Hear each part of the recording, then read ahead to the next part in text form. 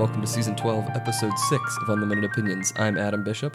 I'm Mark Bishop. We are, of course, reading Allan Bloom's The Closing of the American Mind, this time moving on to a new section of the book, which he calls Part 2, Nihilism American Style, this time talking about the chapter... You sure it's not nihilism?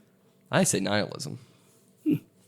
But the chapter is called The German Connection. Do you say nihilism?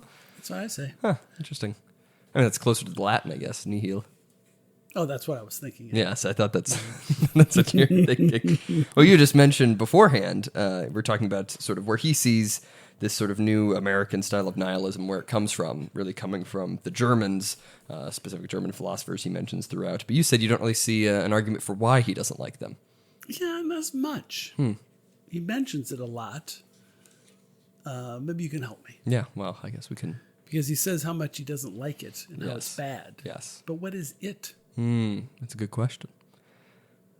I guess we'll find out as we talk about the chapter. I was hoping that you would tell me. Well, I think we'll find out as we talk about it. Yes. All right. So should we get moving forward? I think so.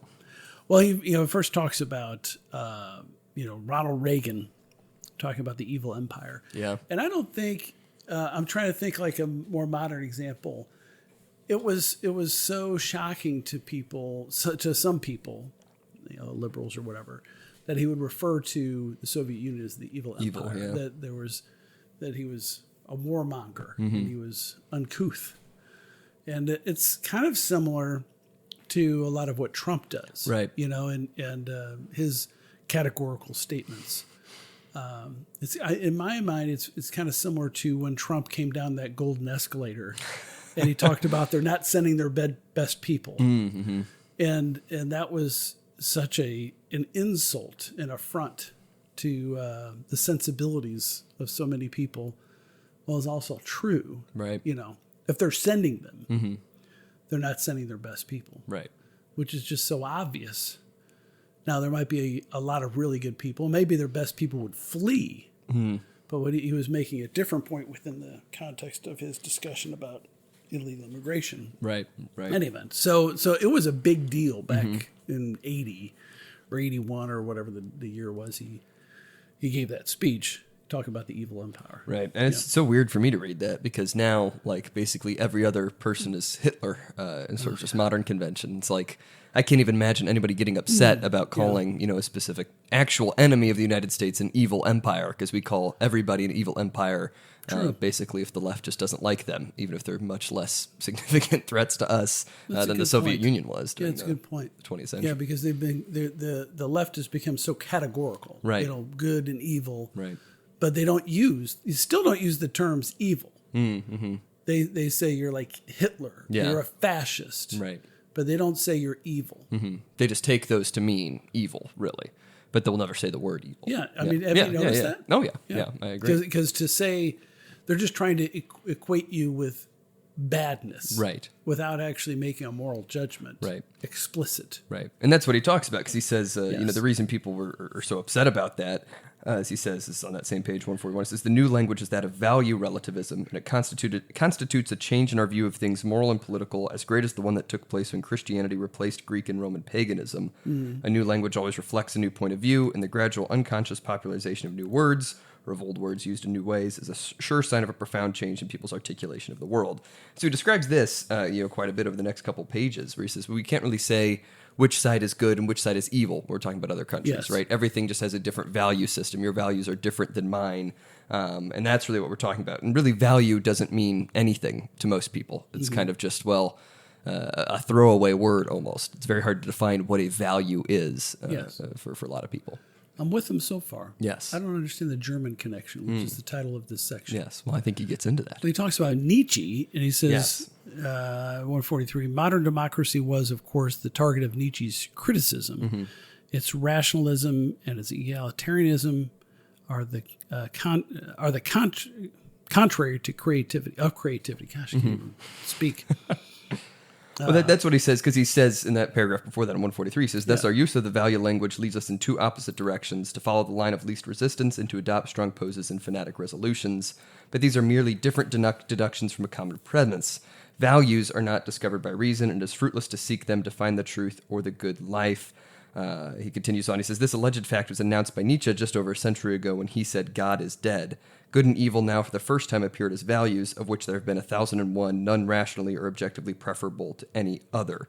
And that's really where he thinks the German connection is coming in, with this sort of new school of thought. Put it in your own words. He says, well, the value relativism comes from these German philosophers. They were the first to say that there is no, in a Absolutes. way, right, in sort of modern society, we don't determine between good and evil in the way we used to. Yeah. He says that's been adopted sort of mainstream by all of modernity, is we've taken this from the German philosophers. That's the German connection. So that's when he's talking about Freud, about, it's all about psychotherapy and illness rather than moral. Yes.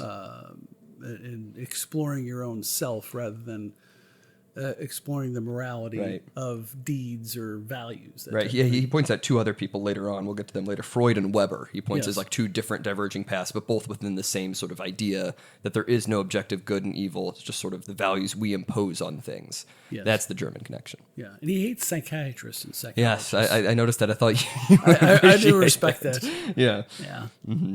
But that's what he says, because he says, and this is a point that I think is lost sometimes. I'm not a Nietzsche expert. I've actually not read none of his stuff, but I've heard it mentioned many times that he really wasn't a big proponent of a lot of the things that he's quoted for. Yeah. Right? Because he's looking at modern society and he says, well, this is pretty awful, all of the things that have happened. At least that's how a lot of people take him to mean. Because he says that the quote you read, he says, modern democracy was his target. Its rationalism and its egalitarianism are the contrary of creativity. Its daily life is for him the civilized reanimalization of man. Nobody really believes in anything anymore, et cetera, et cetera. He says that's really what Nietzsche's talking about. But all the people who come out of that sort of German thought, from Nietzsche, kind of take that some ways as a good thing, or coming up with ways to sort of work with that as the basic premise and not trying to go back to anything more substantial. Is it Nietzsche or Nietzsche? I say Nietzsche. Am I not supposed to say Nietzsche? You could probably say Nietzsche. Yeah, I won't call the cops on you. Call the cops. That's a song reference. Huh, I didn't get it. The cops. Yeah. Anyway, all right. Is it a ska song? Where do I get that from? Call the cops. I have no idea. I'll come up with Our many listeners will tell you. You can, of course, it's tell us the answer to that. You follow us on Twitter. Really bothering me now because it's okay. You think about it. There's a lot. I have not read any Nietzsche either. I've read summaries of his writings. I have a hard time reading the Germans. I've never been interested in really any of the Germans. It's kind of like when I was reading Dostoevsky. It's like, yeah. Well, and Tolkien suffers from a little bit of this. I'm going to criticize Tolkien a little bit. Well, you're wrong. He keeps writing. There's so many details. It's like I really want the story to keep moving. I think that's a fault more of your attention span rather than of the author. I thought you were going to say intelligence. Well, maybe that too. Probably right, but definitely the attention span. Yeah. Yeah, and that's kind of what I'm getting at. Is like these really kind of dense readings are hard. Yeah, I haven't read many of them, but even going back, I remember, season 1, we were reading that Western philosophy book, that whole long chapter on Kant that was just pages and pages, and it seemed to be saying almost nothing. And that was summaries of his writing. I know I've heard he's notoriously hard to read, Kant himself, but I mean, out of all of those sort of, German philosophers. I do remember either reading or attempting to read or reading over Kant. Like where you're kind of you're reading it, but you're not really paying attention. Right. For an assignment or something. Yeah, it's the German stuff. I don't know. Something about the Germans. The French philosophers, you can read that stuff.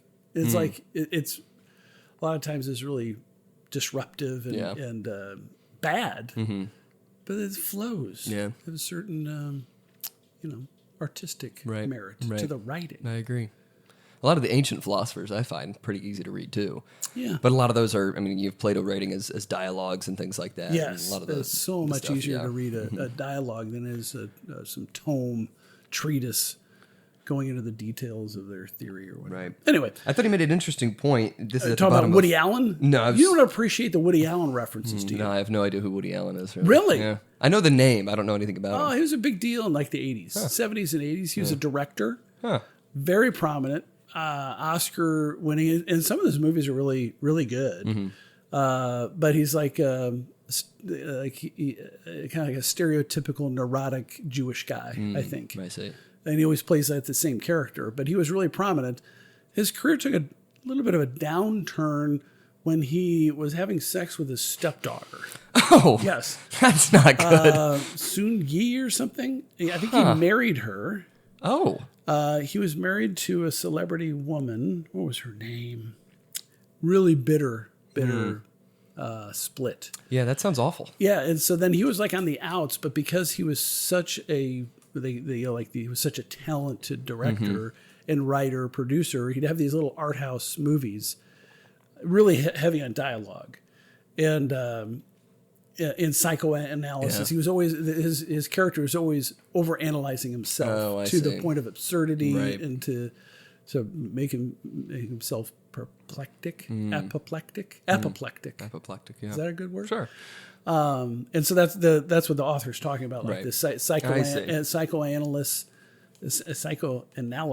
There you go. Gone to an extreme, and so Woody Allen was a prominent pop culture reference at the time this book was written. Anyway, I interrupted you. You were going to say something. No, that's right. Because I was going to say at the bottom of 143, because he makes the point that when Nietzsche's complaining about these things, he's not saying, well, the left is better, or the right is better about these things. What Bloom says here is Nietzsche's call to revolt against liberal democracy is more powerful and more radical than is Marx's.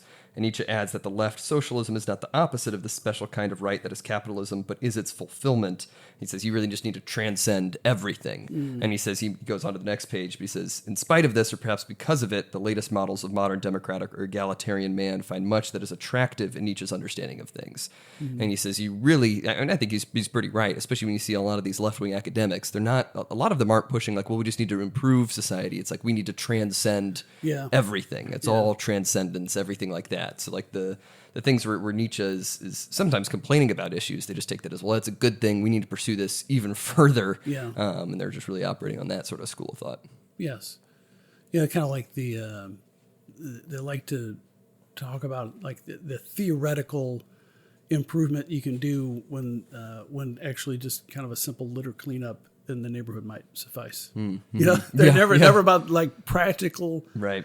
How do we improve this person, this part of society? It's always we want to revamp the whole thing, and through this philosophical change will paradise. Right, because he makes that point throughout this page and these sections here, because he's like it's really like the self-fulfillment is sort of the new stand-in for like the good person. Right, it's you're creating your own values, you're fulfilling your own goals and your own ideas for yourself, and that is the mark of like what a good person is to many people. Because you don't want to say, well, that's a good person, that's an evil person, they're making virtuous decisions. They're not. It's always, well, are you fulfilling what you want to be? Right. That's sort of the language that people use. You're transcending all of those values. And he kind of sneaks this one little statement in here. He says, 144, but the democratic man requires flattery. Yeah. I thought, that's really true. And then he's talking about that self-fulfillment type of thing. In a democracy, each individual is the king. And so, then... Right. Because he's saying, it's kind of surprising that you'd see so many people taking this up, like with so much of the motto, the modern day is egalitarianism and equality and things like that. Well, then why do we want this sort of transcending of values, making values of yourself? Because that's unequal. He says, well, you need flattery. You need to make yourself feel good. And that's really where a lot of this drive is coming from. Yeah. And then he segues into the Woody Allen. That was a little bit that's early on it, but that's what the reference is to that. Like, you're just so obsessed with yourself and your self-interest and your thoughts and you're the center of the universe. And that's what his character is. He can't get over himself, and he can't, in some respects, couldn't even effectively function in society because you become so analytical of yourself. It's kind of like a little bit more cerebral George Costanza. Like Costanza gets so wrapped up in his own thoughts, and he get himself in trouble by not realizing he just needs to shut his mouth and not do whatever it is. I thought it was interesting, the specific example he gives. I don't know this movie, Zelig. Have you ever seen it? It's a Woody Allen movie, I guess. I believe, I mean, I've seen several of them. It's been and it seems like that type of character you're telling, but I thought it was interesting his description of, this Jewish guy. He was once tradition directed, that is, from a family of silly, dancing, rabbinic Jews. Tradition directed means to be guided by old values, received from old beliefs, usually religious, which give a man a role that he takes to be more than a role and a place in the world. he says, well, of course, the point of the character in that movie is that all of that's ridiculous. You don't want to be a tradition-oriented person. I think that's the state of a lot of modern entertainment and the arts everywhere. Yes. That's clearly been going on since the 80s up till now. Well, yeah, I mean, I'd say the 60s. Yeah, well, yeah, for sure. Yeah. But taking the 80s as the example here from True. Woody Allen. Yes. Yes. But yeah, then he keeps talking about, he talks a lot about Woody Allen, doesn't he? Yeah. I don't know. It was I'm trying to make, explain that he was a bigger deal then. Like now, is he still alive? If I have he is, no he's idea. like ancient somewhere. He's had some relatively modern movies. I think, what's that one gal? There's a lot of gals. She was Black Widow. I think she was in one Scarlett Johansson? she was in one of his movies when she was younger. And so, like, they get awards. If you're in a Woody Allen thing, and You're gonna get an award, You can hold yourself. It's true acting, Right? Because it's like Artsy. yeah, and I do like part of it is that it's dialogue driven, it's relationship driven. So it's not like there's no action movie. He had one. I'm trying to remember. It was one really kind of absurd comedy that I think is worth rewatching. Early on in his career before he became really weird and goofy. But yeah, he was on the outs for a while because of the whole minor sex thing. that would do it. Yeah. But, Hollywood overlooked it eventually. Well, they overlook a lot of things, I think.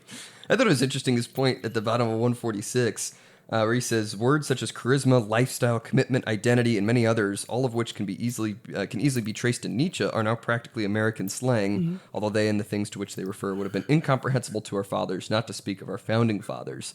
I thought that was really interesting. I'll have to double check like where all those words come into to, like common English usage. But I thought that was really interesting because I think he makes a good point there. And like the language you use about things definitely impacts how we think about things and how all of society is structured.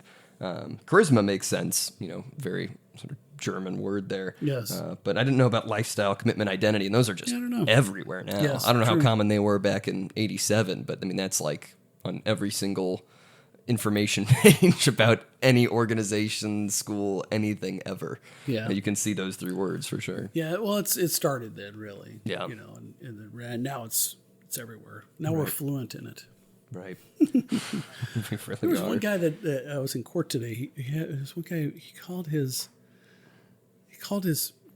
girlfriend, living girlfriend or whatever. God, what did he call her? I should have wrote it down. It was a different word. It starts with a C. It wasn't a companion. It was a compatriot, I think he said. Huh.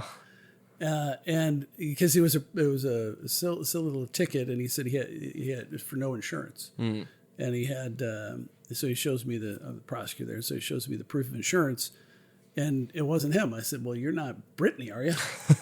And he says, "No, that's my." I think he said compatriot. That's really, really strange. Yeah, it was a really. I said, "Okay, well." Are you named insured on the policy? Well, no. Oh, okay. Well, it doesn't matter. Can you get us proof that you have insurance? I need a continuance. Oh, there you go. Interesting. It was a long day. That's really funny. I had a crazy lady. She had to set her case for trial. She's screaming about the Constitution, and she brought her two little kids up to her to the podium in front of the judge. Huh. And they were like, I don't know, deer in the headlights. That's good. Yeah, she's smart enough to have subpoenaed witnesses for her initial court appearance, which was no trial. But she got the subpoena served by the sheriff's office. Interesting. Which really just inconvenienced the witnesses because I didn't know she did it. And the witnesses are her parents. Oh. And uncle. She and subpoenaed her parents. Yeah. Well, they are the victims.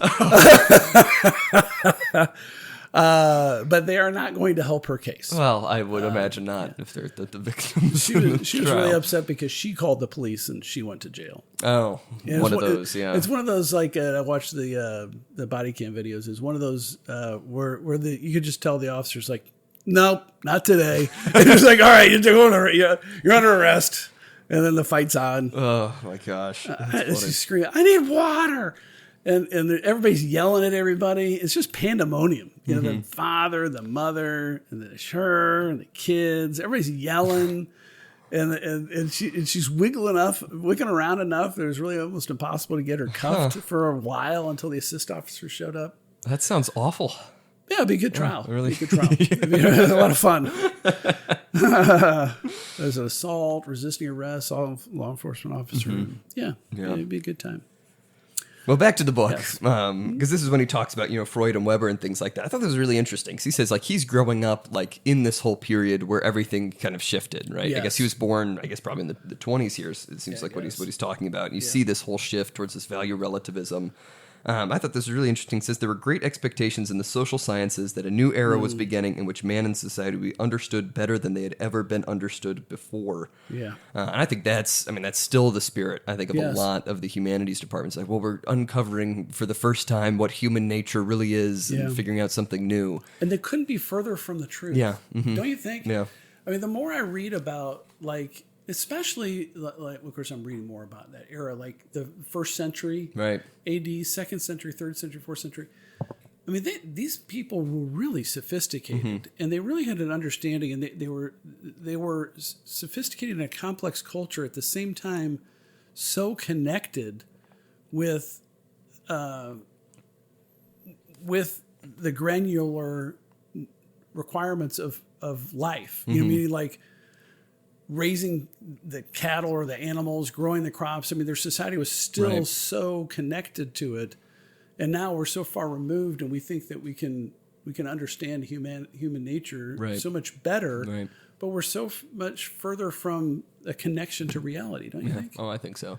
I always think it's funny, like, especially in religious contexts, where people will, we were kind of talking about a similar case just the other day, but when people are like, oh, I found a new way to really read the Bible and understand God, and I found, just so much more about human nature, you just have to read it and you'll see it, and it's like, it's just Gnosticism. Yeah. It's just like they just go back to old heresies, like it's things that people were talking about, 1,600 years ago, and people decided that they were crazy back then, and it's still crazy today. But it's like you just keep seeing people just repeat the same bad ideas because they don't know enough about the history of their religion or of even if they did or they didn't, it's just that the Gnosticism, I think, is just so self-referential and so self-reverential. It's like, I can achieve some divine understanding through self-study and meditation alone, right? That I have it in me. It's just I have to get to this higher plane, which I can get to by myself, right? Because I am so special, right?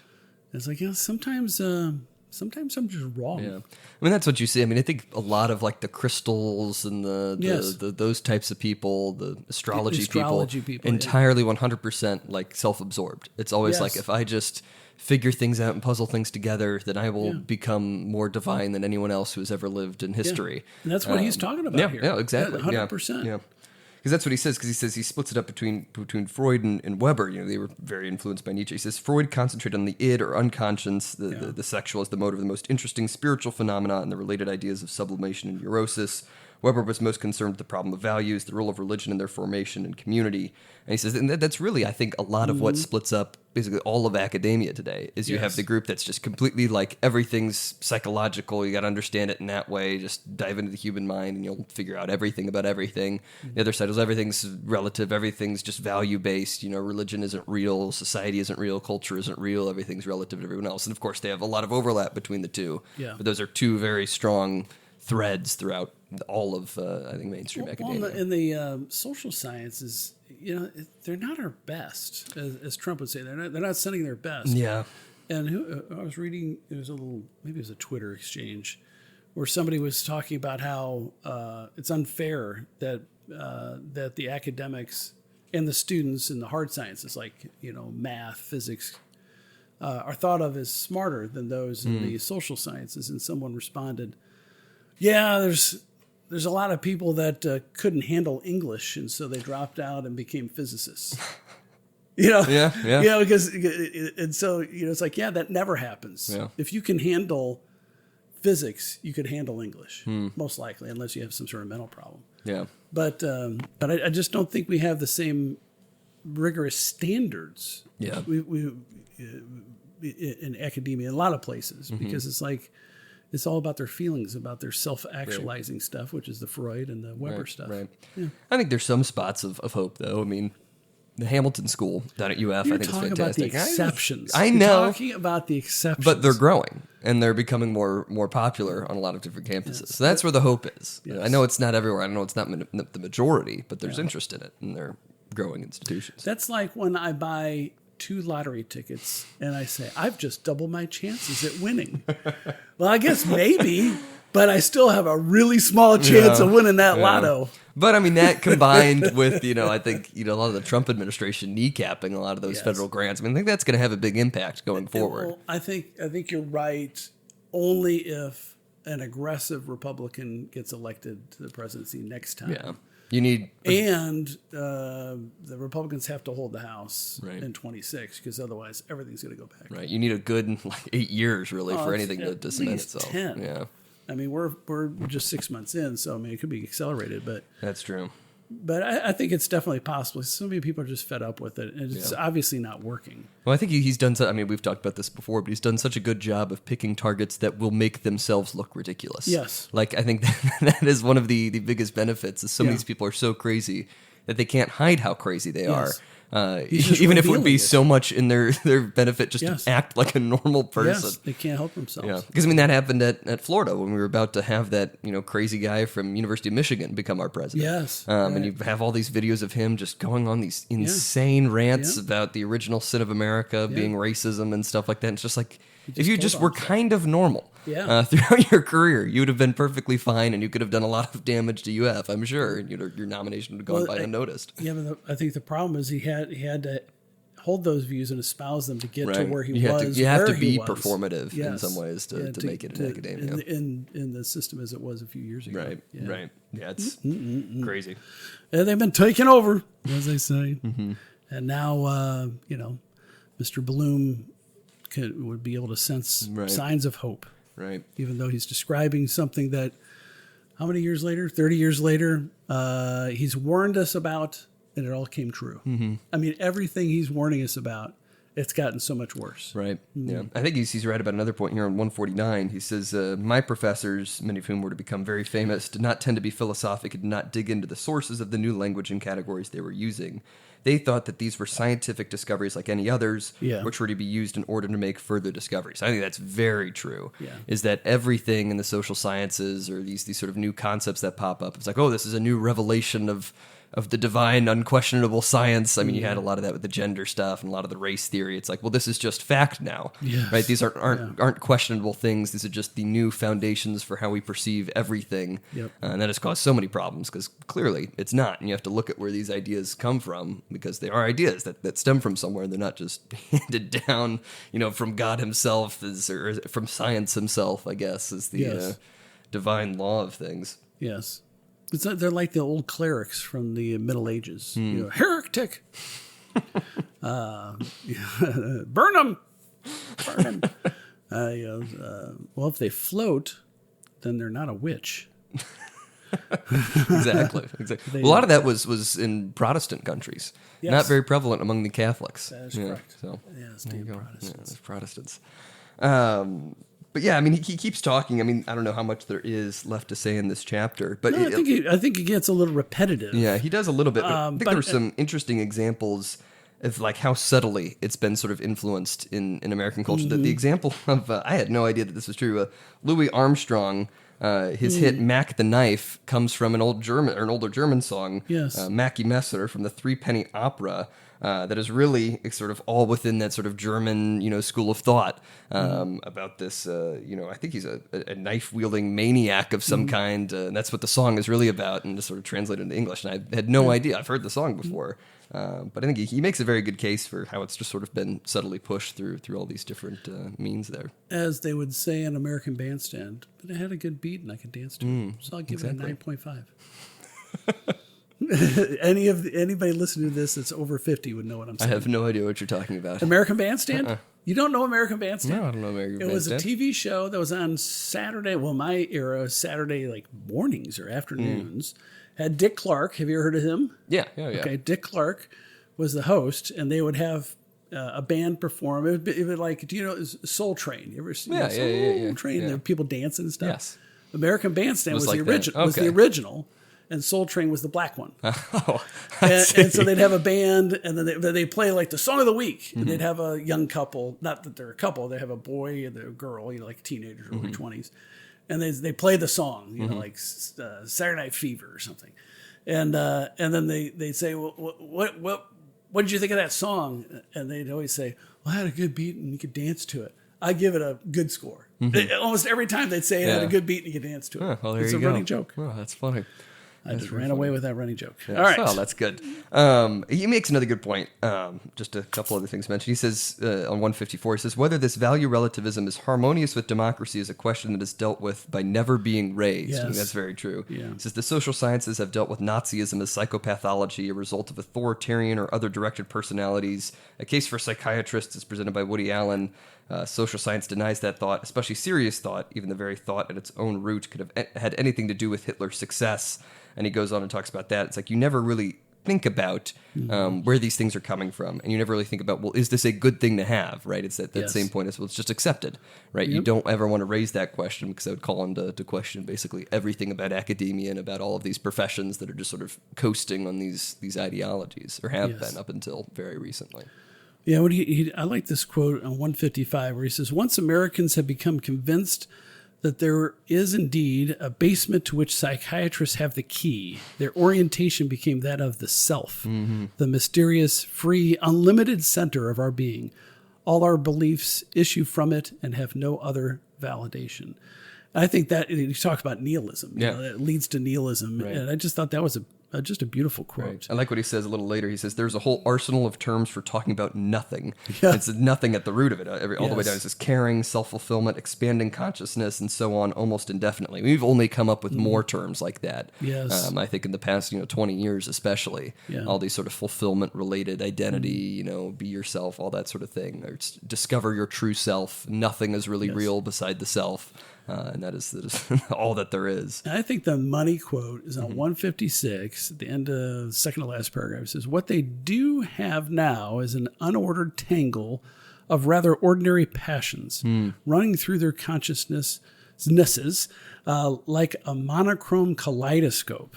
They are egotists, not in a vicious way, not in the way of those who know the good, just or noble, and selfishly reject them, but because the ego is all there is in present theory and what they are taught. And I think that is just a beautiful way of describing our youth of today, quite frankly. And well, not our youth, it's our entire society. I mean, it's people my age, the boomers, this unordered tangle of rather ordinary passions, like a monochrome kaleidoscope. And I think that's a great analogy. Do you know what a kaleidoscope is? Yes, I know what a kaleidoscope is. I don't know.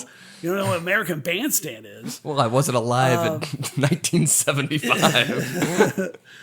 Anywho. But, like as a kaleidoscope, it's like it fractures the light in images.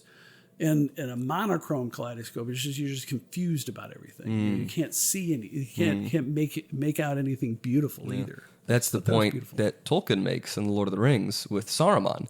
In the books, he's Saruman the White, the head of the Order of the Wizards. Yes. In the books, he becomes Saruman of many colors. He dyes his cloak all kinds of colors to show that he has mastery over everything. And there's a great exchange. I won't quote it exactly because I don't have it off the top of my head.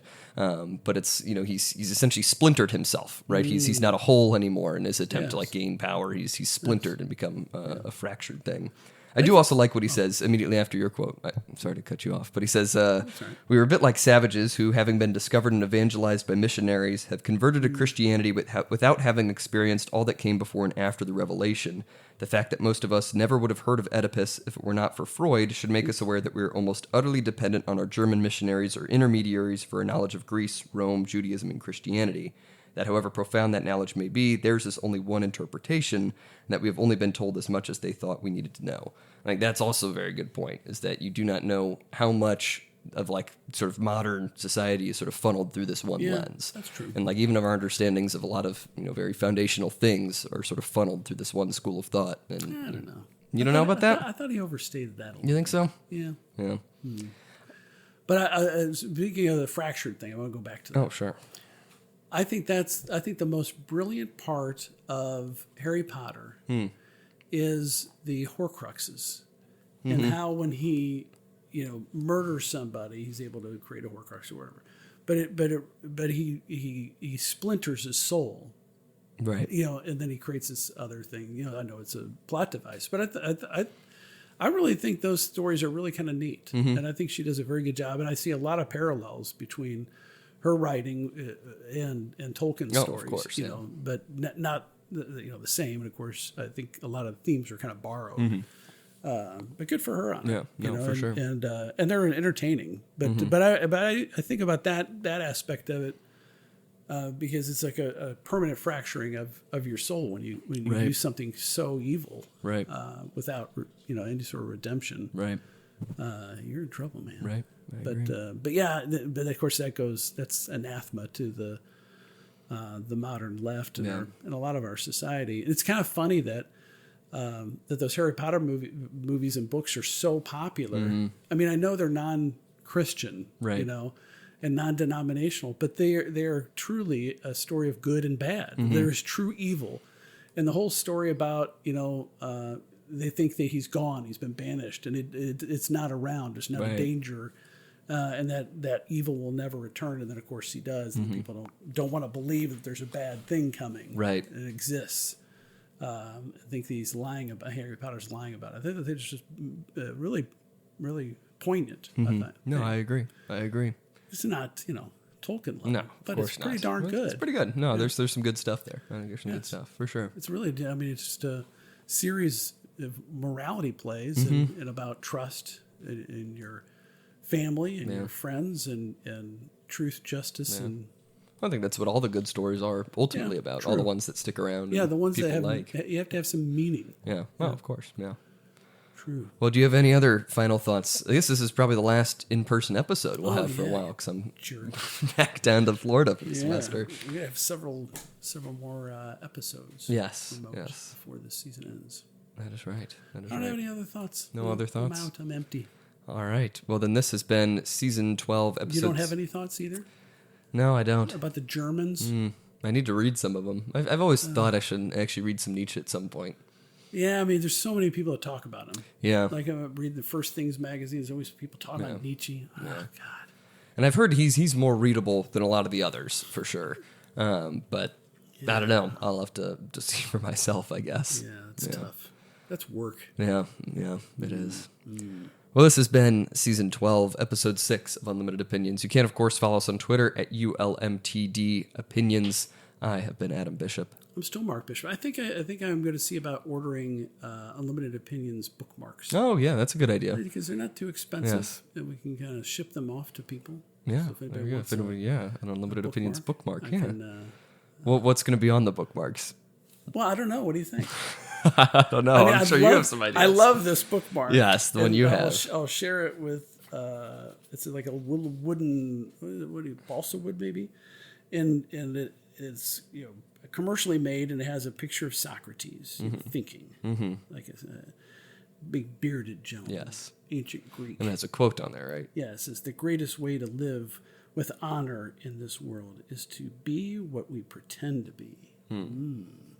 And you flip it over, and it says, "Your opinion is wrong, Mark Bishop." Yeah, so it has that quote as a Socrates. Yes. And then I don't have my picture on there. Oh, well, that's unfortunate. We'd have to get our pictures on there. We're going to send out Unlimited Opinions bookmarks. But you have to have, well, maybe we should have one, mine on one side and you're on the other. Yeah. So I'm going to stick with my quote. You're going to have to come up with your quote. I'll have to think of a quote, yeah. Yes, it's going to be something that sticks with you. Yeah. So on your drive back to Florida, I'll think about that. You'll have... And I'm sure there'll be a big market of people wanting these bookmarks. Well, you never know. What if one of us becomes, super prominent? Then they're like, oh, that's a collector's item. There's only made 100 of those. We're gonna make 100 bookmarks. It's cheaper if you buy more. I think that's a little overestimated. Really, 100? I absolutely get 100. Do you think so? Yeah, I don't know that there's 100 people that want. Oh, okay. You're saying you just make 100 of them. I mean, maybe we should have them numbered. Like they do for those collector's items things, because who knows. the danger of thinking that way, because I might end up becoming notorious, hopefully inadvertently. But then they're like, oh, Mark Bishop. Oh, you don't want to pull a Mark Bishop. Like everybody will know what that means. We don't know what that is that I'm going to do. That's going to be the Mark Bishop. Yeah. And then, hey, these guys bookmark. Well, maybe that'll make it even more of a collector's item. That's what I'm saying. Yeah, exactly. Like it could be a collector's item Right. for good. Yes, like you achieve great things, or you're just notorious. Yeah. Yes. Right. Well, that's our like if I plan. become really a negative person, I start starting a big cult of book burners, which I would never do, but maybe I would. Then it'd be very ironic that there are bookmarks with your face on Correct. them. All right. Well, this has been, again, Season 12, Episode 6 of Unlimited Opinions. I'll stop talking. I'm still Mark Bishop, though. You are.